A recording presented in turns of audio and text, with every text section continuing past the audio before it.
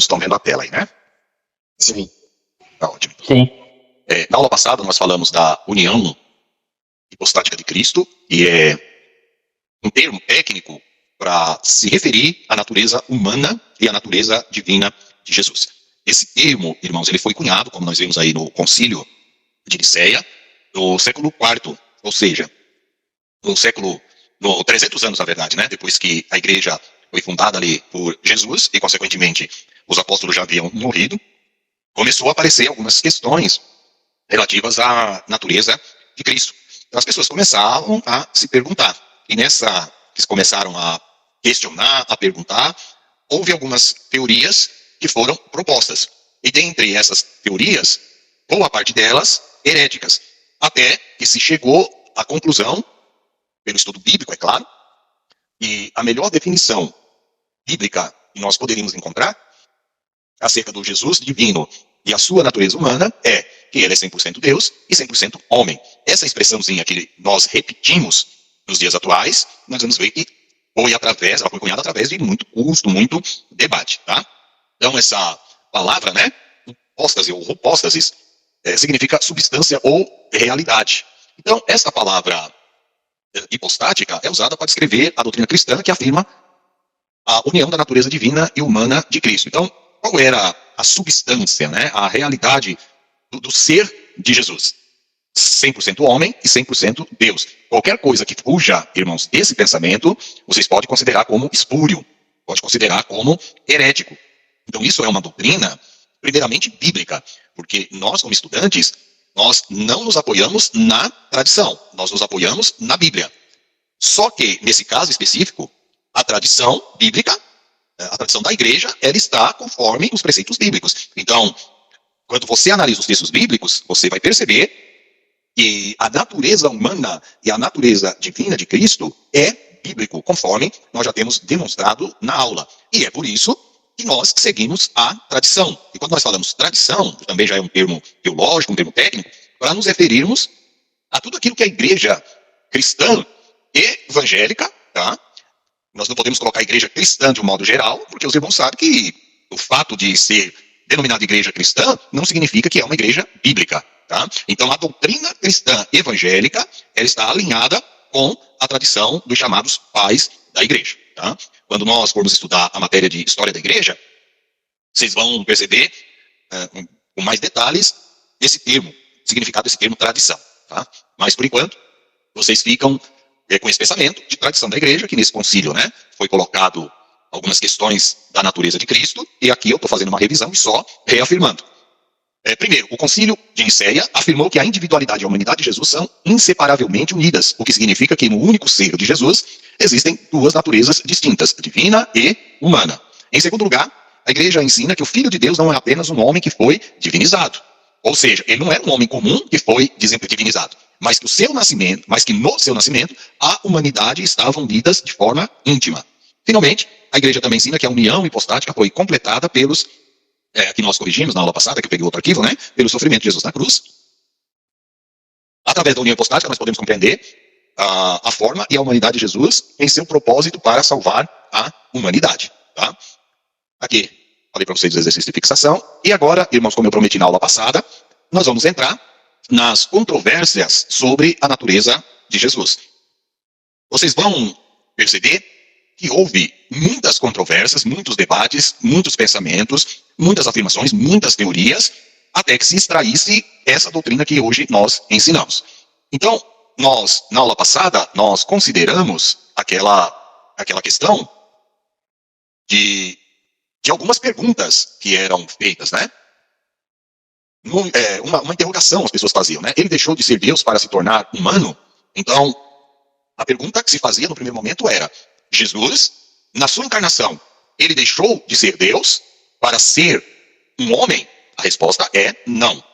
Na sua natureza havia a divina e a humana. Porém, para vencer o pecado, para vencer as tentações, para vencer tudo que veio, as provações, tudo que veio sobre ele, ele não se utilizou da sua natureza divina, e sim da sua natureza humana. Lembre-se sempre, ele precisava vencer tudo isso como homem, como o segundo Adão. A outra pergunta: ele era Deus e humano simultaneamente? É possível existir duas essências simultâneas? Então, esse era Deus e humano simultaneamente, ao mesmo tempo? Sim, É possível existir duas essências simultaneamente? Também sim. Na pessoa de Jesus coexistiram essas duas essências. Tá? Então essas questões geraram muitas perguntas, surgiram muitos debates, e aí, como nós vamos ver, houve alguns pensamentos equivocados acerca da natureza de Cristo. A primeira delas, irmãos, foi o docetismo. E aí tem o resuminho, né? Aqui, o próprio termo, por que docetismo? Porque esse termo doceta, né? No grego significa parece. Por que doceta, né? Porque eles acreditavam que a natureza humana de Jesus era apenas aparente e que ele não tinha um corpo real. Verifiquem, irmãos, em cada detalhe dessa doutrina, o quanto elas eram perniciosas. Porque se você aceitar qualquer uma dessas doutrinas, você está mexendo na base de salvação, nos alicerces de salvação. Se você mexer, ou se adequar, ou receber, ou for uma pessoa que prega, que ensina e que aceita essas doutrinas, você está contrariando todo o texto bíblico. Você está fazendo com que os alicerces bíblicos venham à ruína. E por que disso? Porque nesse caso aqui dos docetas, eles acreditavam que o corpo de Jesus, né, na questão da sua natureza humana, era aparente, não era um corpo real. Se não era um corpo real, logo, Jesus não era verdadeiramente homem. E se Jesus não era um homem, automaticamente ele não venceu o pecado e não ressuscitou como um homem, sendo as primícias. Então, ele não pagou o preço do pecado, ele não pode ser o nosso mediador, ele, consequentemente, não pode ser o meio de expiação e, por final, Jesus não foi o segundo Adão. Então vocês vão associar o esforço que nós fizemos para provar a natureza humana de Jesus. Para agora vocês fazerem uma análise do tipo de pensamento, doutrina e heresia que surgiram naquele período, negando a humanidade de Jesus, o corpo real dele. Então, os docetas, eles ensinavam esse tipo de doutrina. E as pessoas, naquele período, como não tinha uma doutrina formada acerca da pessoa de Jesus, da natureza divina e da sua natureza humana, então, irmãos, havia vários partidos, várias pessoas falavam, olha, realmente, parece que o pensamento doceta, ele é um pensamento coerente. É claro que eles iam tentar usar alguns textos bíblicos, né? A gente não tem acesso, pelo menos eu não conheço. Se alguém aí conhecer, me indique. Quais eram os textos que os docetas usaram ou usavam para fundamentar aí a sua doutrina, tá? E agora eu sempre vou colocar doutrina no sentido de uma doutrina herética, tá? Tá aqui, ó.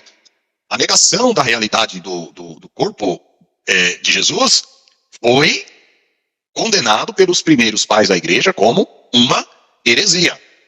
Observem que nós estamos falando de que século aqui, irmãos? Quando que foi o Concílio de Nicéia? No século IV, né? Isso, no século IV. Então, falando em século IV, vocês pensem aí 300 anos depois que a igreja foi fundada. Por isso que eu quero que vocês observem que isso já foi, esse tipo de pensamento já foi condenado lá atrás, tá? Se nós fizermos um cálculo rápido aí, 1.700 anos, tá? Já foi condenado esse tipo de heresia. Então, esse docetismo era uma heresia, né, cristã, e afirmava que a natureza humana de Jesus era apenas aparente, que ele não tinha um corpo real. O docetismo surgiu como uma resposta ao problema de como compreender a natureza divina e humana de Jesus. Alguns cristãos argumentavam que a natureza divina de Jesus era incompatível com a natureza humana e que ele não tinha um corpo real. Em vez disso, eles argumentaram que ele apenas parecia ter um corpo humano, mas na realidade ele era divino. Então, o que os docetas eles argumentavam? Que era impossível Jesus ter um corpo real, na perspectiva deles, tá? Porque reinava, irmãos, naquele período, um pensamento muito forte, por conta da filosofia, que o corpo é mau. E quando eles falavam corpo, é a ideia de carne mesmo. Esse corpo carnal, ele não prestava. Quando nós formos ver os gnósticos aí, vocês vão entender essa questão com um pouco mais de clareza do que eu estou falando. Mas, em princípio, eles entendiam que o corpo era mau, pecaminoso. E que o corpo era pecaminoso, eles falavam, Jesus como Deus, um ser santo, não poderia ter um corpo. Então, na verdade, aquele corpo que vocês viam, aquele corpo que morreu, aquele corpo que ressuscitou, aquele corpo que esteve entre nós, na verdade, ele só parecia ser humano, mas ele não era. Ensinavam os docetas, tá? Para eles, o corpo ali de Jesus tinha só aparência, mas na verdade, ele era divino, tá? Então, negando isso, eles afirmavam, eles destruíam a base de fé e prática que nós acreditamos hoje e que os pais da igreja também acreditavam. Então, um dos pais da igreja, a negação da realidade do corpo de Jesus foi condenada pelos primeiros pais da igreja, como Irineu de Lyon e Atanásio de Alexandria, que argumentaram que a união da natureza divina e humana em Jesus era essencial para a sua missão como salvador do mundo.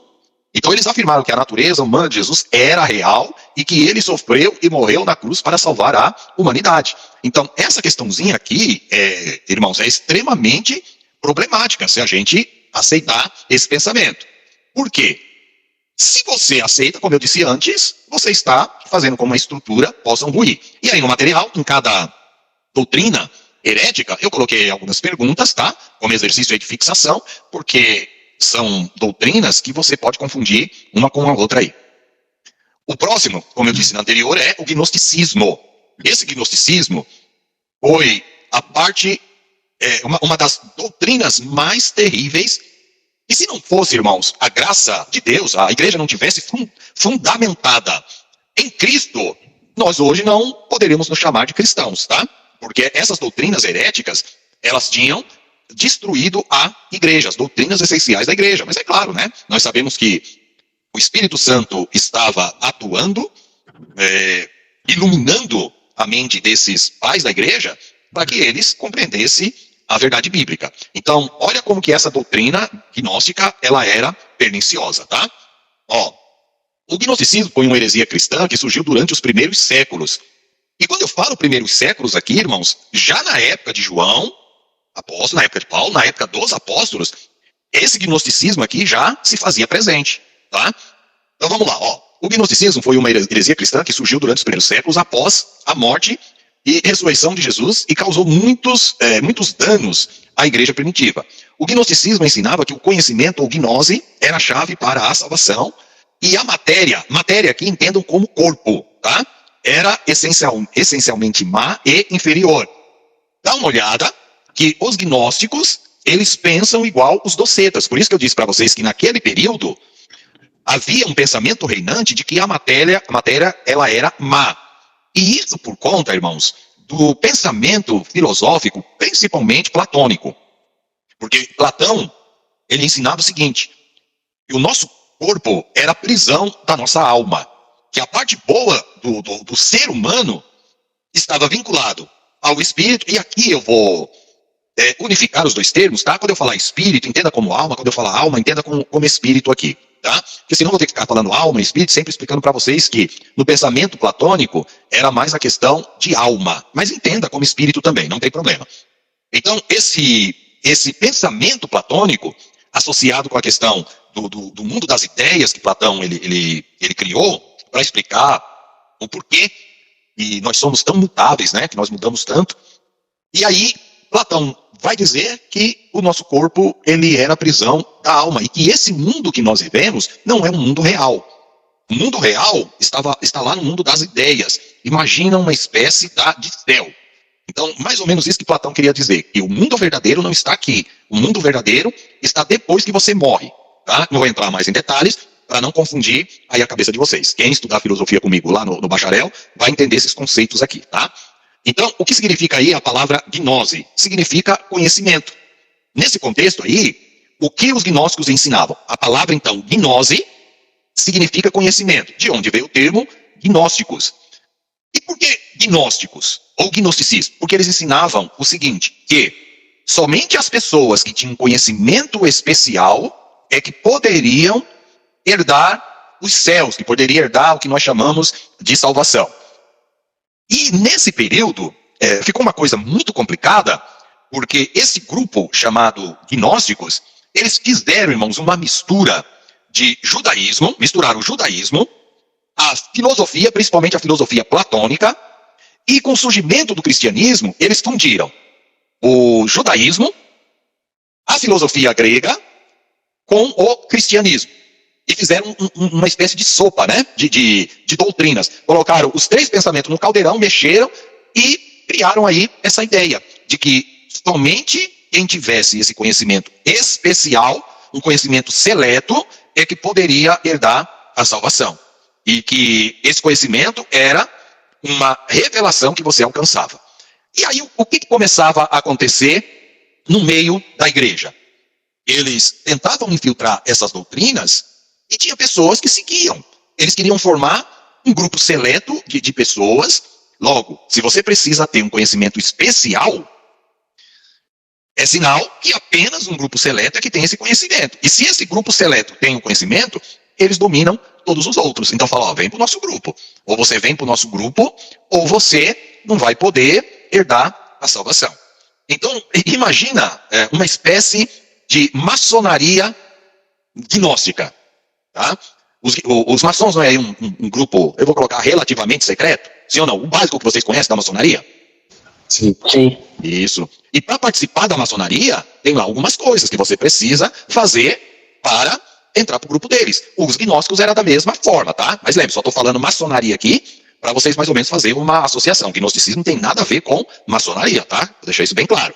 É só fazer um paralelo aí para a associação ficar melhor.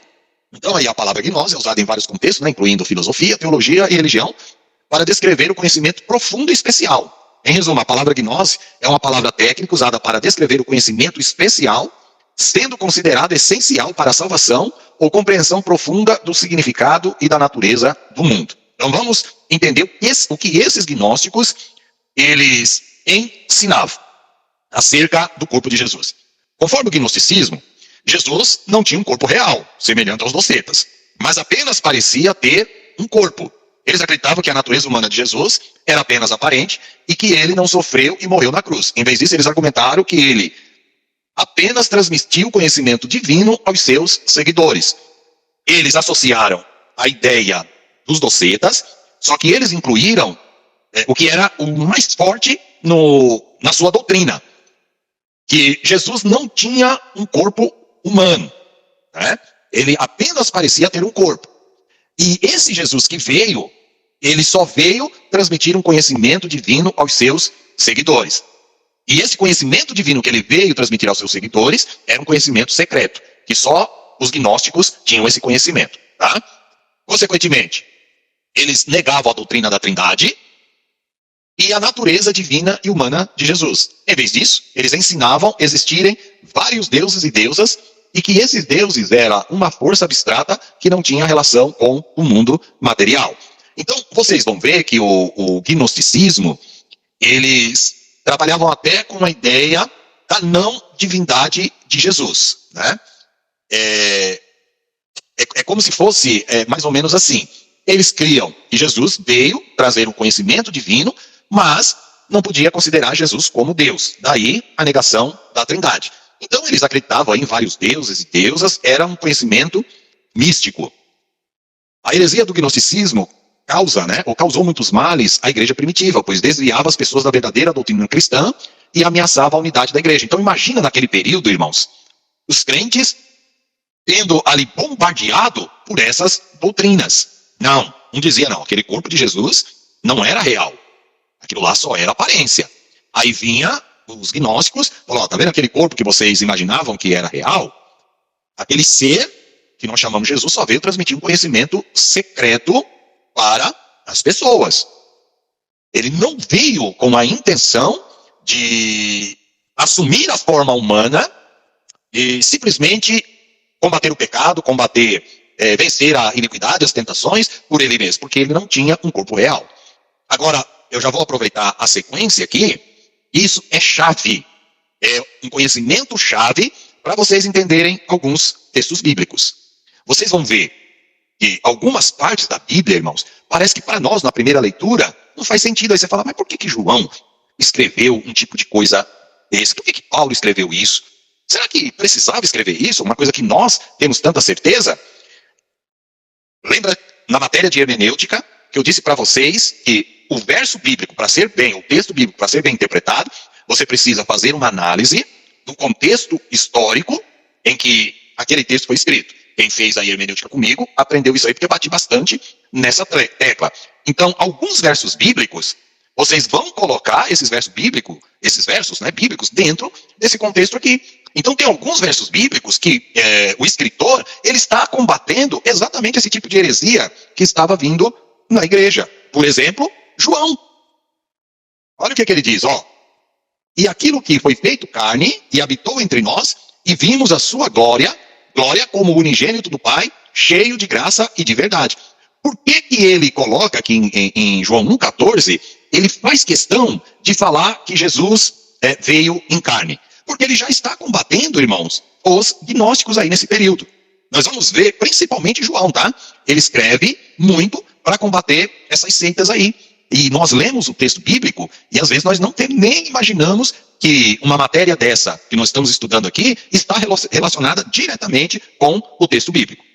Vamos ver aqui, ó. Paulo agora, ó. Colossenses 2,9. Porque nele habita corporalmente toda a plenitude da divindade, né? Na tradução da maioria de vocês aí, ó. Por que Paulo está falando? Porque nele habita corporalmente toda a plenitude da divindade. Porque Paulo, ele está escrevendo aos Colossenses, e vocês vão ver que essa igreja de Colosso, o contexto histórico dela, ela estava enfrentando, irmãos, uma batalha muito grande acerca desses camaradas, chamado aí de gnósticos, e outros também, docetas. Nós vamos ver mais algumas heresias aí. Então aqui ele está afirmando que em Jesus habita corporalmente toda a plenitude da divindade. Ou seja, Jesus tinha um corpo humano, e nesse corpo habitava a plenitude da divindade. Tudo bem? Sim. Sim. Hebreus 4,15. Nós vamos ler mais alguns versos, tá? Principalmente de João. Hebreus 4,15. Porque não temos aí um sumo sacerdote que não possa se compadecer das nossas fraquezas. Antes foi ele tentado em todas as coisas à nossa semelhança, mas sem pecado. O que o autor aos Hebreus está afirmando aqui? Fala, olha, nós tivemos um homem, o segundo Adão, e ele foi tentado em todas as coisas. O texto faz questão de dizer, em todas as coisas, semelhante à forma que nós somos tentados, mas sem pecado. Tá? Eu quero, agora, apesar de nós termos aqui, ó, o sabelianismo, vamos fazer o seguinte, vamos ler fazer, né, uma varredura em todas as doutrinas, e aí nós vamos ver alguns textos bíblicos que está combatendo essas heresias que estavam se infiltrando no meio da igreja. Textos bíblicos, e vocês vão ver que os escritores, inspirados pelo Espírito Santo, estão lá escrevendo, doutrinando, ensinando a igreja contra esse tipo de heresia que surgiu. Tá? Então vamos dar uma passada por todas primeiro, aí depois a gente faz uma análise dos textos bíblicos, para vocês verem que esses textos estão realmente falando. João, ele não vai citar o nome gnosticismo, ele não vai citar o nome docetas, ele não vai citar o nome de Sabélios ou sabelianismo, mas a forma com que ele escreve, você percebe nitidamente que é para combater essas heresias que estavam surgindo na igreja. Então vamos lá. Sabelianismo, né? Veio aí de um herege por nome Sabélios, que viveu aí na África no século III. Ele foi um líder religioso aí, que fundou essa seita, e ele negava o significado da humanidade de Jesus aqui, e consequentemente a doutrina da Trindade. Então aqui, ó, o sabelianismo ensinava que Jesus não era divino, mas apenas um ser humano comum que foi ungido com o Espírito Santo. Eles argumentavam que o Espírito Santo era o verdadeiro, né? Esqueço aqui essa palavra, e que Jesus foi apenas um instrumento usado por Deus para realizar seus milagres. Na aula passada, eu disse para vocês que Jesus, ele foi usado pelo Espírito Santo para realizar milagres. Nós fizemos a leitura de Isaías 61 e, consequentemente, outros textos que nós sabemos que o Espírito Santo desceu sobre Jesus como no formato ali, né, do batismo dele, como símbolo de uma pomba, no formato de uma pomba, e nesse caso estava demonstrando, literalmente, que Jesus estava ali começando o seu ministério e que o Espírito Santo estava capacitando a Jesus para realizar o ministério, porque ele precisava, lembre-se sempre, vencer como homem. Então, essa heresia, irmãos, ela causou muitos males também à igreja, né? Pois eles desviavam aí as pessoas da doutrina cristã. É claro, irmãos, que aqui eu coloquei tudo resumido e peguei só o essencial para vocês terem uma ideia. O monarquianismo dinamista é uma corrente cristã do monarquianismo dinâmico, e acreditava que Jesus recebeu uma força divina, conhecido como dinamis, em seu batismo. Olha aí, ó, o Espírito Santo veio sobre Jesus, e o que tornava um filho adotivo de Deus. Numa das aulas eu disse aí que tinha pessoas que ensinavam, uma dessas heresias tinha ensinado que Jesus era um filho adotivo de Deus com um dom especial. Então, o que esses camaradas ensinavam? Que Jesus, ele simplesmente foi um homem comum e ele foi adotado por Deus. Em que sentido? Deus bateu o olho nele e falou, eu vou adotar esse homem, vou chamá-lo de meu filho, vou dar a ele a unção para ele vencer o pecado. Então, eles não acreditavam na divindade de Jesus. Eles criam que Jesus era um homem comum. Teódoto, né, foi o fundador dessa doutrina, foi excomungado. Alguns seguidores desse camarada aí, aqui nós já estamos ali praticamente no período, já começando a igreja ter os nomes ali de papa, então é bem no início lá da igreja, tá? Esse monarquianismo dinamista tinha o pensamento aí que havia uma única pessoa divina que governava o mundo e uma força ativa e poderosa. Preste atenção nesse termo aqui, irmãos. Eles se referiam ao Espírito Santo como força ativa, tá? Já vão fazendo associação aí, que eu sei que vocês já estão fazendo. Por que monarquianismo, né? Porque tinha aí, ó, e dinamista, de dínamos, ou dinamite, tá? Ou dinamis do grego. Então, o monarquianismo dinamista tem a ver aí com essa questão do governante poderoso, o único governante, né? Vem de monarca, aquele que governa o mundo. E olha a heresia que esses camaradas inventaram. Eles argumentaram que esta pessoa que governa o mundo era uma pessoa divina e se manifestou na forma de vários deuses e deusas, incluindo Jesus. Então eles acreditavam nesse monarca que havia criado o universo e que esse monarca, ele se manifestava de várias formas, né? Em vários deuses e deusas, e que Jesus era apenas uma dessas manifestações desse monarca. Eu já vou adiantar para vocês, tá? Aqui parece já um pouco com o conceito, parece, tá? Um pouquinho o conceito aqui já do pensamento do Voz da Verdade, tá? Tirando essa questão aí de manifestação de deusas e deusas, mas essa ideia aqui de manifestação na forma de Jesus já tem algo parecido. Mais para frente a gente explica esse detalhe. Eles negavam a doutrina da Trindade, tal qual os nossos irmãos do Voz da Verdade negam, né, essa doutrina da Trindade que nós pregamos. Eles entendem a doutrina da Trindade de forma totalmente diferente e no final das contas acaba negando, porque eles vão falar das manifestações de Deus, que é o mesmo Jesus e que é o mesmo Espírito Santo. Então para eles não existe três pessoas, existe somente uma pessoa que se manifesta como Pai, como Filho, como Espírito Santo. Tá tudo complicado aqui, mas depois a gente explica tudo isso aí para vocês, tá? Ebionismo era outra. Era uma heresia, irmãos, que foi, né, também aí pregada por um grupo, lembre-se, e verifiquem aqui que é um grupo cristão, tá? Era um grupo que estava infiltrado ali na igreja. Também negava a divindade de Jesus e a doutrina da Trindade. Então vocês já estão analisando que tinha um grupo que negava a humanidade de Jesus. Tinha um outro grupo que negava a divindade de Jesus. E todas essas doutrinas foram condenadas, porque você não pode negar nem a humanidade e nem a divindade de Jesus. Qualquer um que nega essa humanidade e essa divindade de Jesus, você considera seita, porque vai mexer nos princípios fundamentais da fé cristã. Então, eles eram conhecidos, os ebionitas, por uma vida simples e modesta, além de negarem a doutrina da natureza divina de Jesus. Então, irmãos, essas pessoas estavam na igreja. Não eram necessariamente más pessoas, mas infelizmente eles tinham um pensamento totalmente diferente do que os pais da igreja ensinavam. E se você nega a divindade de Jesus, você está negando, irmãos, um princípio bíblico fundamental. Porque somente Jesus pode nos revelar na essência aquilo que Deus é. Por isso que teve que vir uma das pessoas da Trindade e tornar-se homem. Porque Jesus trouxe a revelação final. Ele é a última verdade.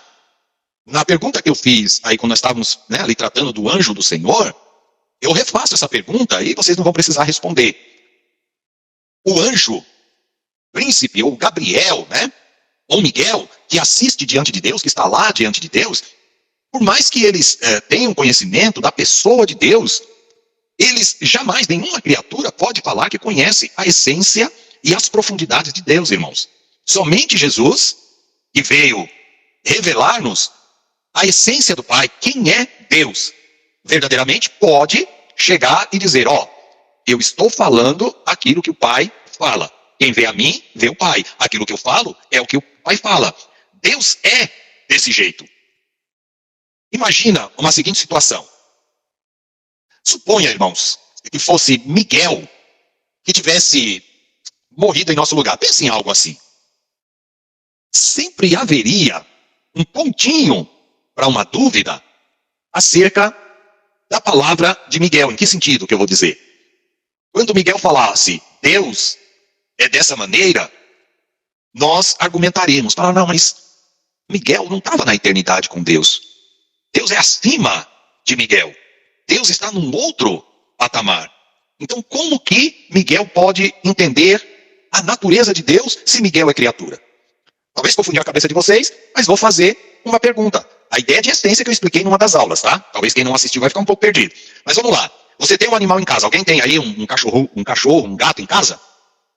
Sim, eu tenho. Felipe tem? Tem mais? Temos sim, pastor. Pastor Narciso é cachorro, pastor Narciso, ou gato? É fila brasileira, eu tenho criação. Fila brasileiro, misericórdia, não me convida para ir na tua casa não, meu santo. Não me convida. Fila brasileiro, rapaz, você tá de brincadeira, misericórdia. Quem não conhece aí, né, irmãos, é gigantesco, né? Fila, não é? Ele é gigantesco, né? Já vi, já. Mas vamos lá. Felipe, é gato ou cachorro aí na tua casa? Os dois. Os dois? Eita, rapaz, então vamos lá. Eu expliquei em uma das aulas acerca da essência. Você tem a essência divina, a essência angelical, essência humana, essência animal. Felipe e o pastor Narciso. O cachorro de vocês, ou o gato, eles têm um conhecimento acerca de vocês. Eles convivem aí com vocês. Se eu chegar na casa do Felipe ou do pastor Narciso, esses cachorros vão saber, ali por instinto, né? Eu sou um homem. E eles vão me estranhar. Porque eles têm total desconhecimento da minha pessoa. Mas o fila ali, que talvez o pastor Narciso, sei lá, ele tem a criação, mas vamos dizer, tivesse um dele ali mesmo, e ele passasse muito tempo com esse cachorro, irmãos, ele conheceria a voz, ou o gato, né? Conheceria o cheiro, conheceria mais muitas coisas, tanto do Felipe como do pastor Narciso. Ele conheceria muitas coisas. Mas a pergunta que eu faço, eles conheceriam vocês na essência, ou um ser humano na essência? Não. Não. Pedro e pastor Paulo? Não. De forma nenhuma. Por que não? Mesmo convivendo. Porque o animal é da essência animal. Eles não têm a essência humana. Nós nos conhecemos, tá? No sentido de saber da nossa essência. O cachorro, instintivamente, ele conhece, ele se comunica através do cheiro com o outro cachorro, se comunica através do latido, se comunica através dos jeitos ali. Por quê? Eles têm a essência do ser animal. E nós temos a essência do ser humano. Nesses casos, nós conhecemos a nós que somos seres humanos. Aí nós partimos agora para a classe angelical. Os anjos são de uma outra essência, essência angelical. Então, os anjos nos conhecem na nossa essência? Não.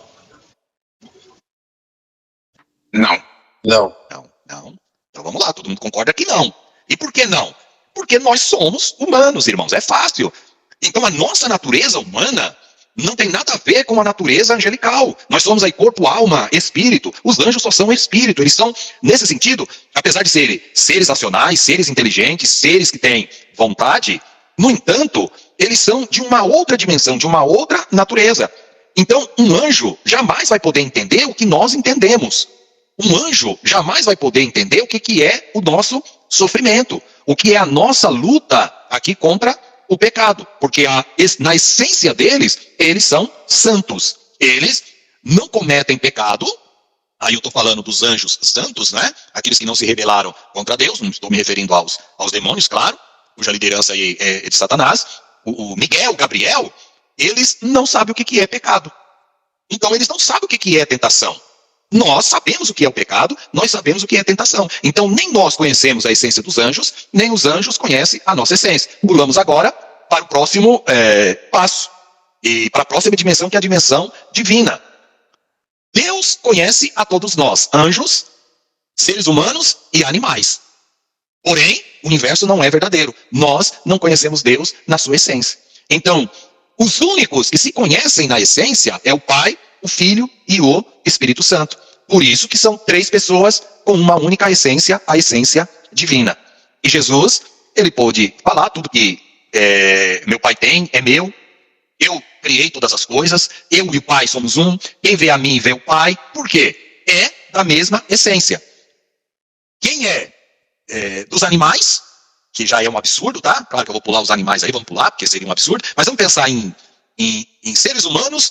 Pense aí no ser humano que você considera mais santo. E vamos pensar na classe angelical.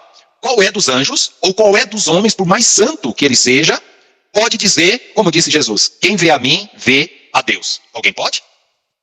Não. Não. Narciso, Não. Pastor Paulo? Não. De forma nenhuma. Então, o único que pode dizer quem vê a mim, vê o Pai, é o Deus Filho e o Deus Espírito Santo. E o próprio Paulo vai falar que o Espírito Santo, ele sonda as profundezas de Deus. E por que ele sonda as profundezas de Deus? Porque ele é da mesma essência que Deus. Entendido até aí? Sim. Eita, irmão, quando nós formos falar de trindade, vocês vão ver como vai estar bem mais fácil, viu? Entendendo todas essas questões aí que nós estamos aprendendo, tá? Então, esses ebionitas, eles afirmavam que ele era apenas um ser humano, gerado por uma virgem, consequentemente já negou aqui a divindade de Jesus, mas foi consagrado com o Espírito Santo durante o batismo.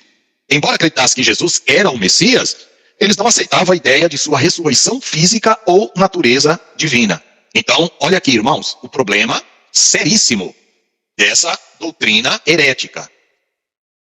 Não aceitavam a ressurreição física ou natureza divina. Se você negar a ressurreição de Jesus, meu amigo, acabou. O próprio Paulo disse, né? Se Jesus não ressuscitou, é vã a nossa pregação, é vã a nossa fé. Porque toda a nossa esperança está depositada na ressurreição de Jesus Cristo, Filho de Deus. Se você nega a ressurreição de Cristo, você pode pegar a Bíblia, encostar a Bíblia e falar, não, a Bíblia não serve para mais nada. Nós não seremos salvos, porque se Jesus não ressuscitou, não é as primícias do que dormiram, não é o modelo daqueles que vão ressuscitar, então todos vão morrer e serão condenados. Tá? Então vamos lá, os ebionitas seguiram os ensinamentos da lei de Moisés e rejeitavam muitas doutrinas cristãs, como a trindade e a natureza divina de Jesus. Eles eram vistos como hereges pelos primeiros pais da igreja, como Irineu. Só para vocês terem ideia, irmãos, Irineu foi foi Tertuliano que cunhou o termo trindade. E Tertuliano está aqui por esse período, tá? Então é por isso que o termo trindade nasceu nesse período aqui, porque se discutia muito a divindade de Jesus. E automaticamente, se você discute a divindade de Jesus e você tem ele como divino, você precisa colocá-lo na mesma patente do Pai. É daí desse período que surgiu a doutrina que nós hoje aceitamos, que nós defendemos e que nós vemos que ela é bíblica. Esses homens, os pais da igreja, lutaram contra a sua heresia e defenderam a verdadeira doutrina cristã. Sabe, para aquelas pessoas que falam que estudar teologia não serve para nada, que estudar teologia esfria, que nós como crentes não precisamos estudar teologia, porque você bate o olho ali na Bíblia, o Espírito Santo revela tudo para você. Eu vou fazer uma pergunta agora básica, e é muito fácil aí de vocês responderem. Esses homens aqui, Irineu, Atanásio, Tertuliano, Agostinho, Hipona, esses homens eram teólogos ou não, irmãos? Eram, exatamente. Sim. Pastores? Sim. Pastor Narciso? Sim, pastor. Então, vocês veem que quem defendeu a fé cristã nesse período, e que Deus usou, irmãos, foram exatamente esses homens que tinham assim, um conhecimento profundo, mas profundíssimo da Bíblia. E com a graça e com a iluminação do Espírito Santo na vida deles, eles olhavam para o texto bíblico, sob a iluminação do Espírito Santo e com o conhecimento que eles tinham, Deus os usou para combater essas doutrinas maléficas, espúrias, que queriam destruir a unidade da igreja. Tá? Por isso que eu disse que se a igreja não tivesse fundamentada em Jesus, essas heresias teriam consumido a igreja. E se isso foi no primeiro século, imagina quando esse amontoado de pensamentos chegasse nos nossos dias hoje. Já não era mais cristianismo, irmãos.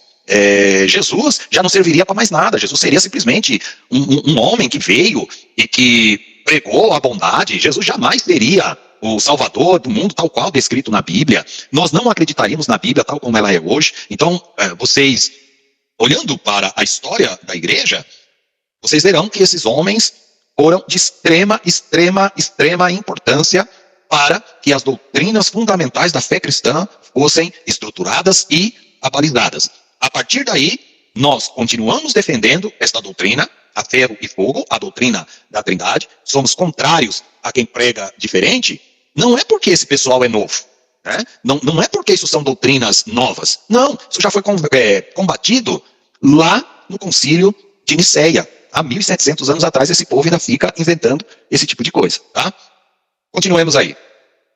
O serentianismo veio de Cerinto, que foi também o fundador dessa heresia. Né? Então, geralmente, aí, o nome de algumas dessas seitas pegava o nome aí do seu fundador. Tá? Esse aqui, olha, ensinava uma doutrina errônea sobre a natureza do pecado, a justificação e a santificação. Segundo eles, a união das duas naturezas de Jesus, divina e humana, que nós temos um termo técnico para chamar isso aqui, vocês lembram aí da aula passada, da aula inicial hoje, revisão, união hipostática, tá? A natureza divina e humana de Jesus, só ocorreu durante o seu batismo. Então, Jesus, quando nasceu, a sua natureza divina não estava ali. Segundo, claro, o pensamento aí do serentianismo. O que representou que sua divindade era dependente de seu batismo e não de seu nascimento. Então, eles ensinavam que a natureza divina e humana de Jesus só iniciou durante o seu batismo. Tá? Em outras palavras, eles defendiam a divindade de Cristo não era inerente à sua natureza, mas sim algo adquirido ao longo de sua vida. Então, Jesus nasceu, e Jesus foi batizado ali com cerca de 30 anos de idade. Então significa que Jesus, nesse período, ele foi um homem comum, ele não tinha nada a ver com a questão de ser humano e divino ao mesmo tempo. E ele, se a união das suas duas naturezas se deu apenas após o batismo, eu pergunto para vocês, por isso que tem aqui, né, a questão da natureza do pecado, a justificação e a santificação. Se Jesus, ele se tornou, né, essa união das duas naturezas aqui, somente se deu após o seu batismo, Jesus então era um homem comum, quem garante que esse Jesus do serentianismo não tinha natureza pecaminosa, né? Ou automaticamente? Quem garante não. Podemos afirmar que este Jesus tinha a natureza pecaminosa. Então já vamos refletir nisso. Quando nós falamos do nascimento de Jesus, nós falamos que Jesus, segundo a Bíblia, nasceu sem a participação de José como pai. Maria cedeu ali o óvulo e Deus, mediante o Espírito Santo, fecundou o óvulo de Maria. E dali nasceu Jesus. Então Jesus é de uma semente santa. Se a gente aceitar a doutrina do serentianismo, os textos que você vê, conforme nós lemos aí, Hebreus capítulo 4, verso 15, que não temos um sumo sacerdote que não possa se compadecer das nossas fraquezas, mas como nós, né, semelhante a nós, que sofreu todas as tentações, semelhante a nós, contudo sem pecado. Se Jesus, ele foi um homem comum, ele vai ter a sua ligação lá em Adão. E se ele tem a sua ligação em Adão, ele nasceu com a natureza pecaminosa, irmãos. Então Jesus não pode nos representar, o serentianismo não pode nos representar, porque ele pecou como qualquer um de nós. Deu aí para fazer o raciocínio? Sim. Sim. Sim, né? Tá ótimo, estou seguindo aí. E é claro, talvez o pastor Narcísio, algumas questões aí, a gente está indo muito rápido, mas é porque eu estou confiando em outras aulas que eu dei aí para o Narciso, para o Pedro, e para o pastor Paulo, né? E as outras irmãs que não estão presentes na aula hoje. Então tem muita coisa que nós já falamos, eu só estou fazendo aí a ligação. De acordo com o Cerinto, sim, tá dando, né? Uhum. Então vamos lá. De acordo com o Cerinto, Jesus Cristo não nasceu como Deus, mas se tornou Deus no momento de seu batismo. Ele acreditava que Deus, olha só, abandonou Jesus quando ele morreu, mas que o receberia novamente na sua segunda vinda no final dos tempos. Então lá na cruz, Deus abandonou a Jesus e só vai receber Jesus na segunda vinda. É uma heresia terrível, não é, irmãos? Muito e muito. Quase que não entendo. É difícil, né, Pedro? Às vezes fala, rapaz, que negócio louco que era, mas é curiosidade, tá? Vai lá, Felipe. Então, pastor, é interessante o serentianismo. A gente vê que eles acreditavam que Jesus ele assume a natureza humana e divina somente com 30 anos de idade. Então, no caso, aquela passagem de Lucas, no capítulo 2, que quando ele nasce, que os anjos o adoram, no caso ali, os anjos o adoram como Deus, né? Porque ele veio para salvar o mundo, mas só que realmente ele gera a natureza divina dele, ou seja, ele sendo adorado. E é interessante se notar que a gente vê os pais da igreja combatendo esses falsos ensinamentos, porque eles defendiam as verdades bíblicas. Hoje em dia, se essas pessoas, que mesmo elas sendo estudadas, mas só que distorcendo, se elas se cuidam no meio da igreja, por falta de conhecimento bíblico, acabam acreditando no que eles falam. Exatamente, Felipe. Vocês veem, irmão, a importância de nós estudarmos a palavra de Deus. O pastor Paulo, o pastor Narciso, o Felipe, o Pedro, vocês dois, principalmente Felipe e Pedro, vão ser obreiros da casa do Senhor. E nós, irmãos, não podemos ficar à mercê dessas pessoas. Eu já estive juntamente com os pastores ali, né, pastoreando diversas igrejas, e o que irmãos, de heresia, e pregadores traziam, ou quando eu digo trazia, no sentido ali da pregação deles. Mas a igreja, ela já sabia. Todos olhavam para mim no banco. Eu estou falando isso porque os irmãos mesmo da igreja falavam. Se eu começasse a fazer assim, mas era algo meu, tá? Não é que era um código meu com a igreja. Mas se eu começasse a fazer assim, é uma expressão do meu corpo, eu falo, rapaz, que esse camarada está falando aí não tem nada a ver com o que a Bíblia fala. Esse camarada está falando heresia, né? Está fora do que a Bíblia diz. Então, irmãos, a igreja já conhecia. Mas isso é porque, por graça e bondade de Deus, eu sempre fui uma pessoa que pauto pelo conhecimento bíblico. E o segundo ponto, eu prezo pela ortodoxia bíblica, irmãos. Então, para eu falar alguma coisa, que seja, vamos dizer assim, uma novidade, eu preciso estar muito fundamentado e muito abalizado. Eu digo que seja uma novidade, talvez, para os irmãos, mas não na história da igreja. É isso que eu quero dizer. Agora, esses camaradas, eles querem peitar, eles querem bater de frente contra toda uma tradição bíblica e, consequentemente, você vai olhar para os textos bíblicos e vai falar, mas de onde que ele está tirando essa interpretação? Muitas das vezes, da cabeça dele, né? Porque a pessoa, às vezes, ele acha que ele tem tanto conhecimento que ele supera todo mundo. E é como se fosse assim, todo mundo que falou até agora está errado, eu sou superior a todos eles, e eu vou ensinar o que sempre foi ensinado errado para vocês aí, tá? Por isso da importância de nós sermos, através do conhecimento bíblico, apologistas da fé cristã, ou seja, defensores da fé cristã, tá? É por isso que eu estudo, é por isso que os irmãos estão aqui estudando. E como disse o Felipe, uma pessoa dessa que tem uma boa oratória e realmente conhece lá no caso aí do Fábio Sabino, né?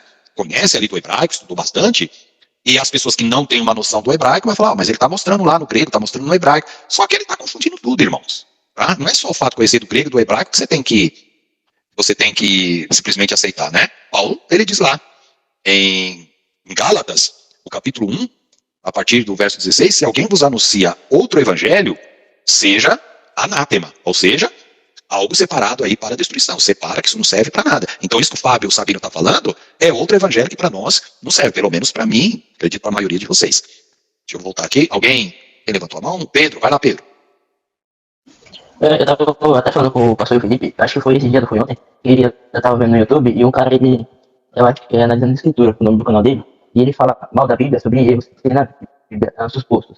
Aí ele falou sobre aquele tema que a gente tá falando sobre arrependeu-se, e as pessoas acabam falando que realmente a Bíblia tem erro, que como se a Bíblia ela não fosse correta em toda a sua parte, mas houvesse erro, e por conta desse erro não seria sagrado, digamos assim. E são coisas tão básicas assim, no termo de você só procurar entender mais, e as pessoas acabam ficando só por cima e acabam sendo vivendo disso, essa mentira, sabe? Eu sei. Como que é? É tenda, o nome desse canal aí? Tenda de alguma coisa? Ou não? Tenda do necromante? É esse? Não, analisando as escrituras. Analisando as escrituras. Essa pessoa é Sim. cristã ou não? Não, não. Não é, né? Então, vai usar suposta contradição ali, mas não tem conhecimento. Uma palavra agora para o pastor Paulo e para o pastor Narciso. Irmãos, há muito tempo eu tenho alertado os meus pares, né, que são os pastores, sobre a seguinte questão. A ideia que eu passo para eles é a seguinte, para irmãos, acabou-se o tempo que os nossos jovens, e mesmo quando eu digo jovens aqui, não necessariamente o solteiro, né? Pode ser aí o jovem casado, ou seja, pessoas com menos idade do que nós, vamos colocar aí a geração da internet. Acabou-se o tempo que você falava alguma coisa lá na doutrina, na terça-feira, que o pregador falasse algo ali no domingo, ou no culto de quinta-feira, culto público, e que simplesmente aquele grupo de pessoas, que seriam ali os ouvintes, eles pegassem o que você falou, não questionasse, levasse para casa e aceitasse aquilo como verdade absoluta. O que está acontecendo hoje, irmãos, é o inverso. Vê o caso aí do Pedro, né? E é só um exemplo básico.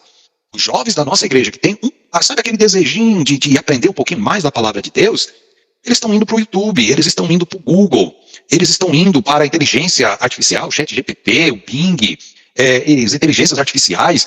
E quando eu digo isso, é porque a internet, ela fornece muitas informações. Só que no meio dessas informações, tem veneno na panela. E a partir daí, irmãos, nós precisamos, enquanto líderes, estar ciente que os nossos jovens, da geração da internet, olha para os pastores e fala, meu amigo, esse pastor aí não sabe o que está falando. Quem sabe o que está falando é aquele camarada da internet.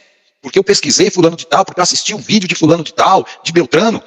E no meio desses vídeos, há muitos deles que sim, estão lá falando a verdade, que estão ensinando a palavra de Deus mesmo corretamente, com uma superioridade em termos de ensino, né? Muito maior do que os pastores ali da congregação, pastores mais humildes em termos de conhecimento.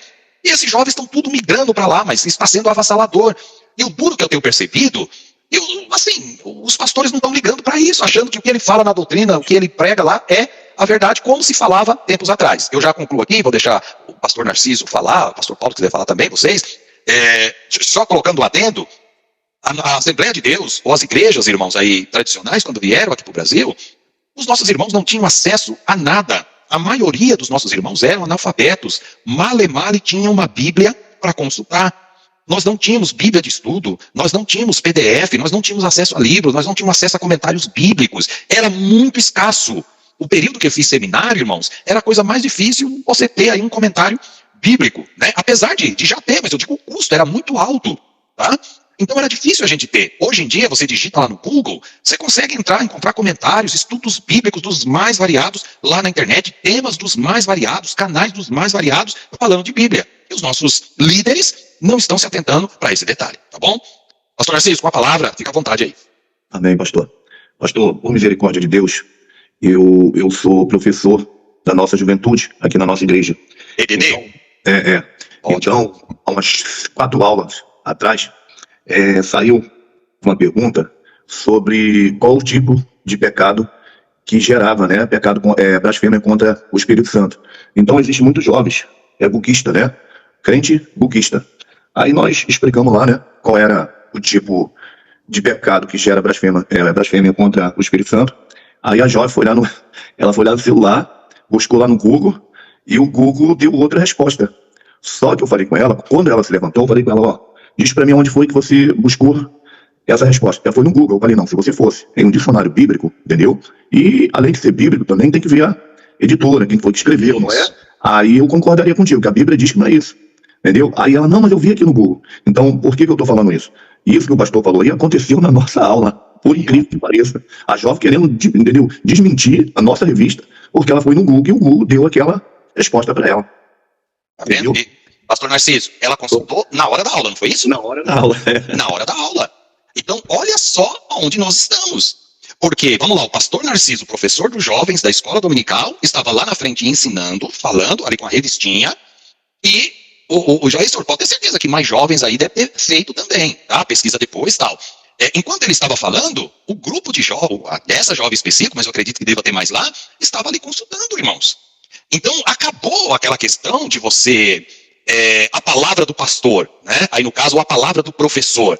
Você precisa ter uma uma bagagem hoje muito grande para poder ensinar. Nós estamos falando aqui, olha, para jovens. E detalhe, irmãos, detalhe.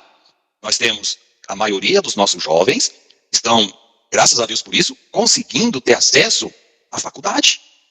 Então, às vezes, tem algumas áreas do conhecimento e tem jovens que estão sentados lá, ou membros da tua igreja, que você está falando alguma coisa, bíblica sim, mas que aquilo tem a ver com conhecimento geral. E você está falando ali, e a pessoa sentada lá fala, olha, o que ele está falando não tem nada a ver. Né?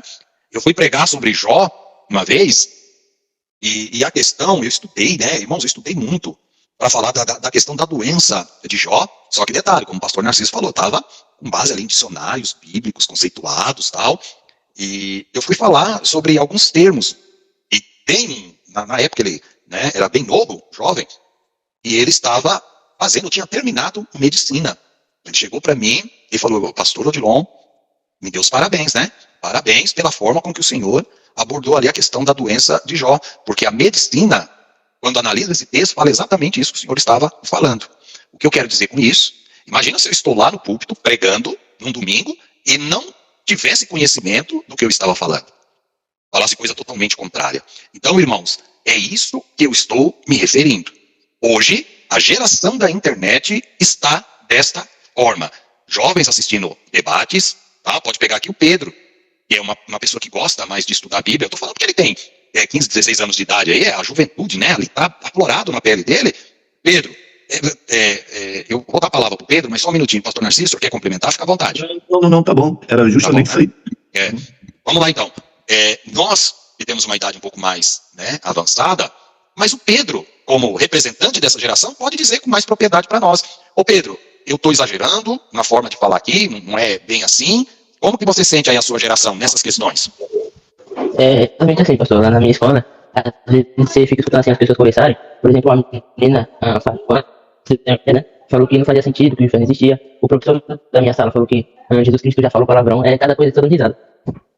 Isso. Mas nesse caso aí, Pedro, assim, da geração de vocês, esses que são um pouco mais curiosos, que tem jovens aí, irmãos, né? Isso é natural, ele não se interessa pelas questões bíblicas, mas um jovem do seu naipe aí, Pedro, que é um jovem que se interessa, quer estudar um pouco mais a Bíblia, é mais curioso, quer aprender.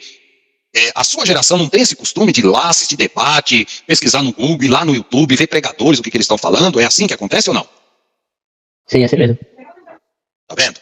Então, o que nós estamos falando, irmãos, é o que está acontecendo, mas eu percebo que, assim, boa parte dos pastores não estão, assim, preocupados com essas questões, abalizando mais um conhecimento. Vocês veem aqui, nós estamos reunidos nesse grupo, ó, pastor Narciso, pastor Paulo, eu e vocês, e as outras irmãs, e outras pessoas que não participam aqui diretamente, mas faz o curso direto, são pessoas que estão preocupadas, irmãos, com o conhecimento, né? No sentido de só conhecer, não, de estar abalizado para defender, para falar de Cristo, para quando vier essas heresias, né, esses pensamentos que destoam, a gente defender com propriedade, para a igreja não ser envenenada, tá?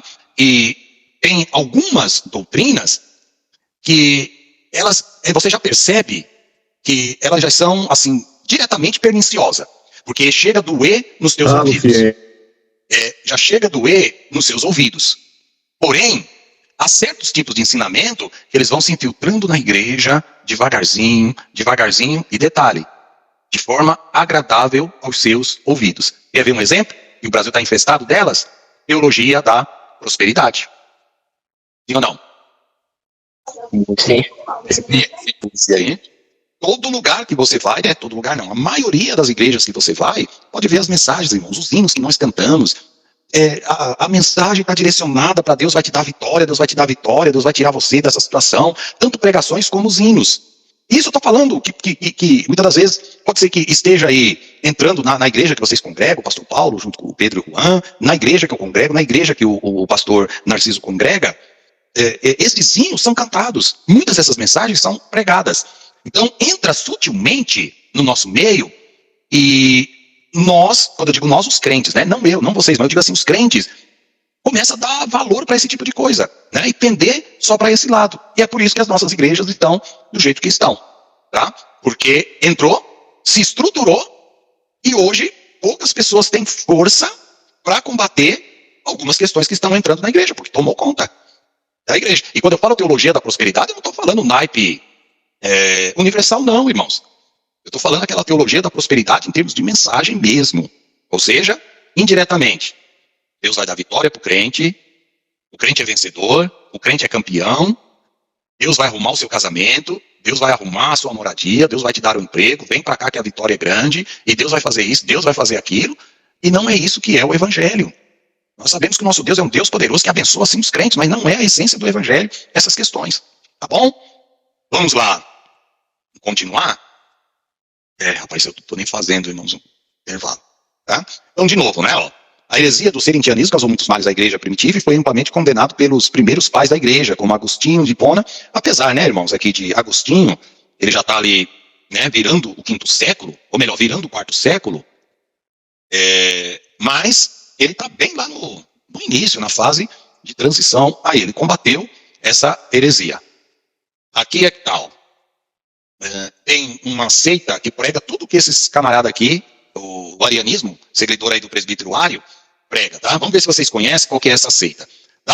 Nós vamos ver o que ele ensinava e o que essa seita ensina hoje. Vamos ver se parece, tá? Então eu não vou falar nada. Eu só vou perguntar e eu quero ouvir a resposta do nome dessa seita. O nome arianismo tem origem no nome Ário, né? Que era um teólogo e viveu aí, ó, 4º século, tá? Ele fundou uma heresia cristã que ensinava que Jesus Cristo não era Deus, mas sim o ser ou um ser criado mais elevado. Então veja bem, Jesus havia sido criado, ele não era Deus, mas o ser mais elevado, tá? Então ele não era um homem e no batismo tornou-se Deus ali, como o serentianismo pregava. Ele não negava ali a questão da humanidade de Cristo, mas ele batia de frente com a questão da divindade de Cristo. Então ele cria que Jesus era um homem, cria que Jesus veio de Deus, mas que Jesus foi criado por Deus. E Jesus não era eterno. E se Jesus não era eterno, Jesus não era divino. Vai associando quem aqui ensina, hoje em dia, esse tipo de doutrina. Segundo Ário, Jesus era anterior a todas as criações. Então Jesus era um ser mais elevado. Ele era até antes dos anjos, mas não era Deus eterno.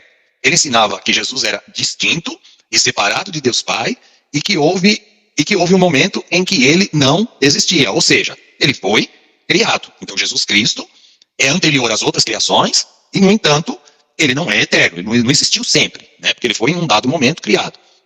Essa heresia, como sempre, causou vários danos à igreja, tanto Atanásio como Gregório, como Irineu, defenderam aí a verdadeira doutrina da divindade de Jesus e a Trindade. Então, finalizando aqui, o arianismo sustenta que Jesus Cristo era a criatura mais nobre. Então, Jesus Cristo estaria ali acima do nível dos anjos, mas jamais no mesmo nível que Deus, negando a sua divindade e, consequentemente, interpreta erroneamente sua humilhação temporária. Essa questão polêmica foi uma das mais importantes da história religiosa e culminou no concílio de Nicéia. Eu já estou dando quase que a resposta para vocês aqui, tomara que vocês não tenham visto aí. Muito bem. Quem é que ensina, irmãos, praticamente igual, qual o nome da seita que ensina praticamente igual ao que Ário ensinava? Testemunha de Jeová. Testemunha de Jeová. Acho que Não nós precisa, também. não precisa nem dizer, né? Então vocês veem, e tudo isso foi condenado lá no 4º século. E essas pessoas, né, o Charles Taze Russell, o pastor Paulo falou uma vez que eu sempre estudei que foi Charles Taze Russell que fundou a Testemunha de Jeová. Pastor Paulo, tem alguém anterior a ele? Se eu não me engano, o senhor falou alguma coisa assim, numa das intervenções aí, ou não? Não, Charles Taze Russell, ele foi o fundador das Testemunhas de Jeová. Certo. Você vai estudar sobre ele, ele está enterrado em uma pirâmide. Certo. E os primeiros estudos dele, as revistas deles, que tem Despertais, Sentinela, Raciocínios, mas foi adotado por uma seita espírita, por um homem chamado Johannes Kleber. Quando procuraram sobre isso, depois de um tempo, eles destruíram, e não gostam nem que cita Johannes Kleber, porque era espírita que citava texto para eles. Então, deixa eu entender, pela fala do senhor, esses livros, né, tipo, que eu cito aí, Sentinela, Raciocínio à Base das Escrituras, que eu tenho até esse material deles, significa que esse material era ditado por esse espírita, é isso? se ele realmente ele citou muitos escritos para eles, inclusive hoje ele não gosta que cita eles, Johannes Kleber, mas só que a maioria dos estudos anteriores foi adotado por eles. Não sei se também o pastor já leu sobre um artigo chamado Casa de Betsarim ou Mansão dos Príncipes também, que eles acreditavam que ia construir uma mansão para quando Abraão, Isaac e Jacó descer, ficaria hospedado nessa mansão. Já leu sobre isso? Não, nunca li, pastor. É muito interessante sobre isso aí. Johannes Kleber e Casa de Betsarim. Ah, tá. Esse material a gente encontra, o pastor Paulo? É livro? Está traduzido aqui para o português? Inclusive, eu acredito que até esses dias agora eu fui pesquisar um pouco e eu até tenho, assim, alguma coisa aqui guardada. Eu não sei se mas acredito que tem, que eu não apaguei. Ah, tá. Bom, eu nunca tinha ouvido sobre isso aí, não. Primeira vez aí, viu? Por isso que nossa aula é muito boa, né, irmão? Nós trocamos aí conhecimentos, experiências. É a primeira vez que eu ouço alguém dizer isso. Porque eu já estudei, sim, sobre testemunho de Jeová, sobre seitas e heresias, mas nunca ouvi falar desse Johannes Kleber aí e desse material que o pastor Paulo está citando. Eu vou dar uma pesquisada, principalmente quando nós falarmos aí de seitas e heresias, nossa aula vai ser muito enriquecida aí com experiência que o pastor Paulo tem na questão dos testemunhos de Jeová e em outras seitas, o pastor Narciso, o Felipe, o Pedro também, que vai falar dessa questão. Então vocês vão ver que o nosso conhecimento vai ser muito enriquecido. Então vocês veem que o testemunho de Jeová, irmãos, eles trabalham muito com esse pensamento, né? E nós tratamos aqui. Deixa eu só ver aqui, o linearismo, estamos chegando ao final aqui, ó. Vamos só finalizar aqui com a última seita, que é o apolinarianismo, tá? Sempre aí seguidor, né, de Apolinário, substituía, olha que maluquice que é essa seita aqui, ó. O apolinarianismo era uma heresia cristã que ensinava que Jesus não possuía um espírito humano. Lembre-se quando eu disse para vocês que é muito difícil nós entendermos, mas nós temos que aceitar mesmo não entendendo porque a Bíblia diz. Né? Jesus muitas das vezes se referia ao espírito angustiado dele, à alma angustiada dele. Então nós temos que pensar num Jesus 100% humano. Como essa natureza divina e humana se fundiu, irmãos, eu acho às vezes assim, complicado de você entender ela nos pormenores. Mas eu aceito porque a Bíblia fala e é assim. Tá? Então esse aqui falava que Jesus tinha corpo. Lembre-se, tinha uns que negavam que Jesus não tinha corpo. Esse aqui não negava que Jesus não tinha corpo, mas negava que Jesus tinha um espírito humano. Não.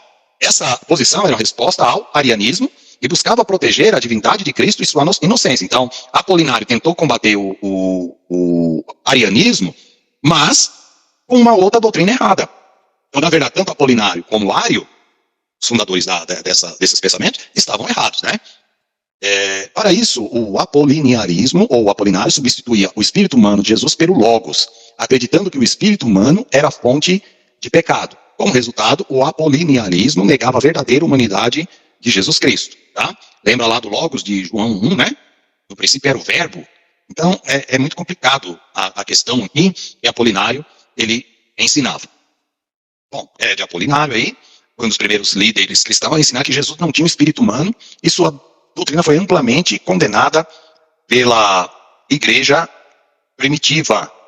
Segundo ele, Jesus tinha uma natureza divina, mas não tinha uma natureza humana verdadeira. Olha que maluquice. E por quê?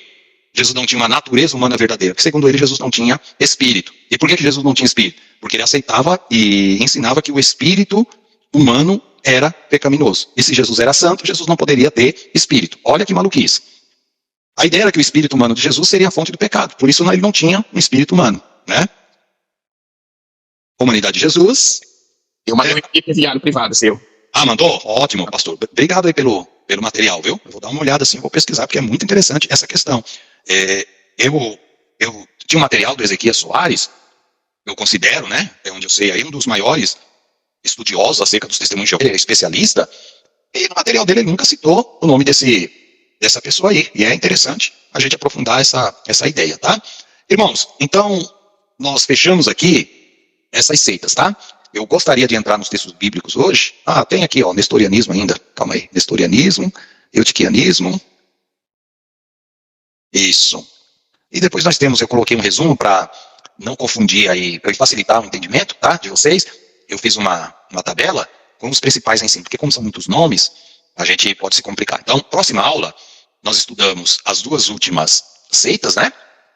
Que é o nestorianismo e o eutiquianismo, e aí a gente já parte para uma análise bíblica de alguns textos E vocês vão perceber que estão implícito nesses textos, aí subjacente a eles, essa ideia de combate a essas heresias. Vocês vão ver nitidamente que os apóstolos, os escritores bíblicos estão escrevendo, ensinando os irmãos ali, cujas cartas, né, foram escritas, alertando eles acerca dessas seitas e desses ensinos heréticos aí, tá bom?